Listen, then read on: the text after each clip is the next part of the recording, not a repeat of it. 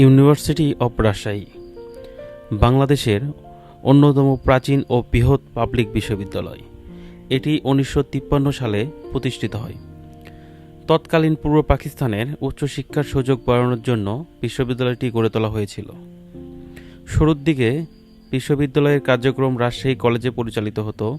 পরে মতিহারের প্রায় 773 একর জায়গা জুড়ে বর্তমান ক্যাম্পাস প্রতিষ্ঠিত করা হয়। বিশ্ববিদ্যালয়টি ধীরে ধীরে দেশের উত্তরাঞ্চলের শিক্ষা গবেষণা ও সাংস্কৃতিক কেন্দ্র হিসাবে পরিচিতি লাভ করে। ভাষা আন্দোলন, মুক্তিযুদ্ধ এবং দেশের বিভিন্ন গণতান্ত্রিক আন্দোলন রাজশাহী বিশ্ববিদ্যালয়ের শিক্ষার্থীদের গুরুত্বপূর্ণ ভূমিকা ছিল। বিশেষ করে 1969 এর গণ অভ্যুত্থান এবং 1971 সালের মুক্তিযুদ্ধের এই বিশ্ববিদ্যালয়ের শিক্ষক শিক্ষার্থীদের সক্রিয়ভাবে অংশ নেন। বর্তমানে এখানে বহু অনুষদ, বিভাগ, গবেষণা প্রতিষ্ঠা এবং হাজারো শিক্ষার্থী রয়েছেন।